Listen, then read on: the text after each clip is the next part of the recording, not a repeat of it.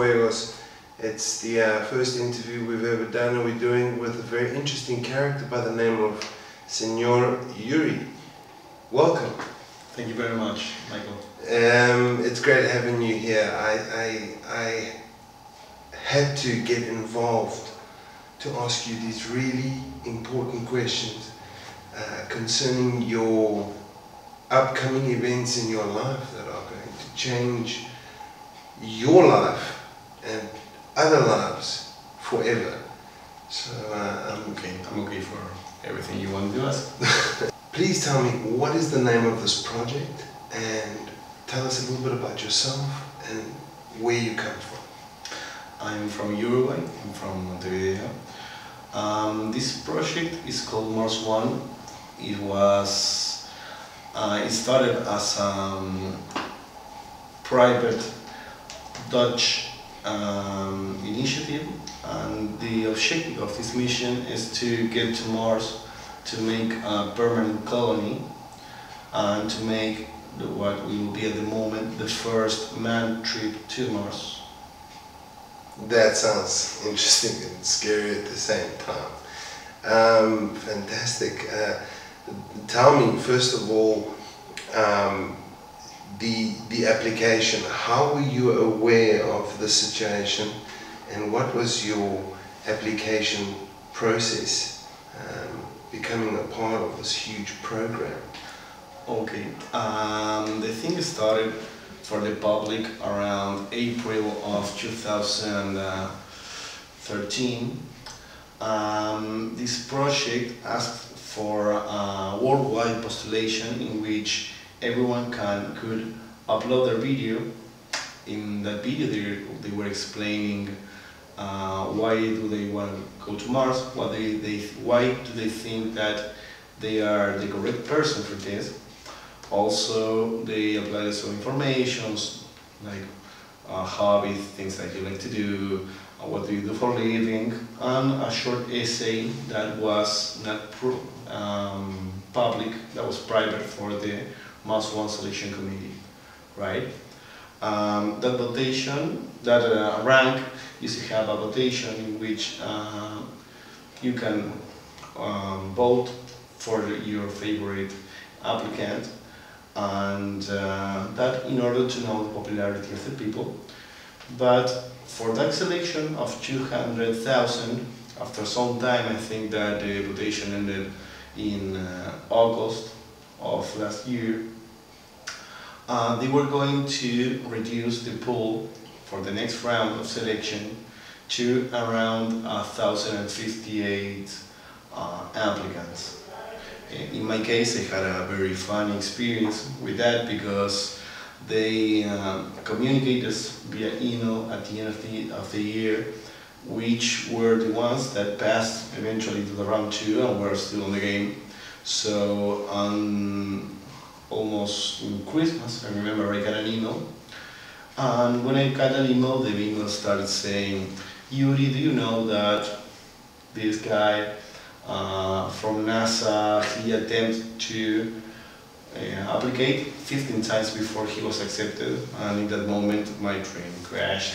I was thinking, no, I kept reading, and eventually said, "Sorry to inform you this, but the application pool has reduced to over 1,000 people, and in this instance you were not selected." And I was like, okay. Things happen, I put all my effort into that and everything, but it was kind of deception because I really wanted to do that. It was my dreams since I was a baby. Well, I went 31st of December on New Year's Eve. I went to have dinner with my parents. When I come to my place, I check the email. First thing I see, Mars One selection committee. I open it. When I open it, says it was an email from Norbert Kraft, the head of the medical selection committee of Mars One, saying, "Yuri, we're sorry for this. When we had to send the email to the person that were not accepted for round 2, we sent the 200,000 emails at the same time, And in your case, we was the only in the world that we screwed up. I cannot say that. Okay. And he said, we are glad to announce you that you're still in the game. You are round 2 applicant. Well, let's hope they don't do that when you guys are halfway to Mars. You know, that's a kind of mistake that shouldn't happen. But that's it was kind of good because I had. You must have jumped through the roof. Yes, I remember. I went to the street and screaming and almost. No, it was amazing. It was a great. I started 2014 with new energies. I can tell you that. Sure, and so you tell me the selection process was a very long process, and they basically have cut it down to a select few for round 2, and you have been selected for that next round. Is that correct? That's correct. The round 2 goes with the medical examinations. Sure.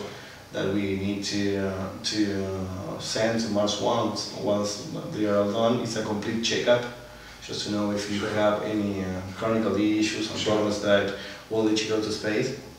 After that, if your medical statement was accepted, we are going to have an interview with them.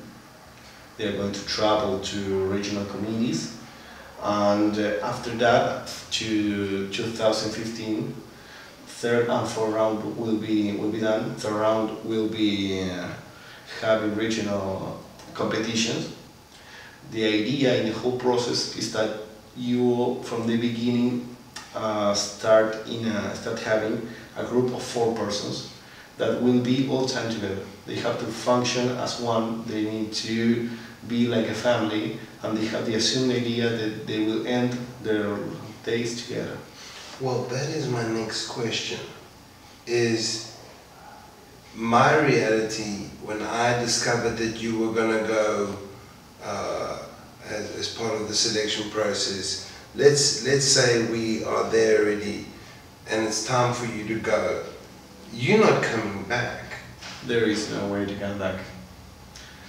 There is no way to come back, and that's one of the that is the reason why Mars One plans to get people there before NASA and before the European people. The thing is with this that you have several things that are not making this possible at the moment. One of them is the technology part. We still don't have the way to get deployment station into Mars atmosphere. Remember that Mars atmosphere is much thinner than ours, and it will be very, very hard to get some device that will have the possibility to go back. Yeah, just to slow down the fall a little before you get into Mars. You need a device that slow you that has to get out of the surface. Exactly. Ooh. That is one issue. The other one is that device that still has not been created, would cost a lot of money. And the third and I think most important issue about this is the physiological aspect of our bodies. When you go to zero gravity, you get a lot of muscle distress and your bones start to decompress. You don't have gravity that will be holding you to anything. And that is really bad for bones, for your whole body, yeah. Right? It will be on continuous expansion. Once you get to Mars, you get some gravity back. It's actually planned that the first 4 that get there, they will need 2 days of adaptation before they can get out of the bed. Right? The journey, it's not like a flight from here to Europe or to America. How long would it take for you to go from here to Mars? It will take around 7 months. Yes. 7 months? 7 months. And that's the reason that makes the trip back impossible at this point at least. Sure. Because you have 7 months in zero gravity. Then you have the time you stay in Mars, that is not going to be a week, right? And then you will need 7 months back. At this moment, the person that has been more time on on the space was 6 months in the International Space Station, and he had a really rough time to adapt back to the Earth. He had to follow a strict treatment of physiotherapy because his bones and his body was really. You're not worried about this? No. I think it's the maximum adventure that, not to me, to the whole species represented. You know? We are expanding in the universe for the first time to a planet that is not ours. And I think that's the most amazing idea that anyone will have. If you could elaborate on the structure concerning the kinds of energy that could be used on Mars, maybe solar or kinetic energy. I believe that they found a bit of ice there. Give me a little bit of insight on what sort of energy-based source are you guys going to be generating this kind of energy from to live in Mars? The source of energy will be like the same that was used on previous missions. It will be solar energy. And something that's very good that I want to mention in this interview is the way that we are going to get the water, the food, and the oxygen, right? Because there is no breathable oxygen in Mars surface.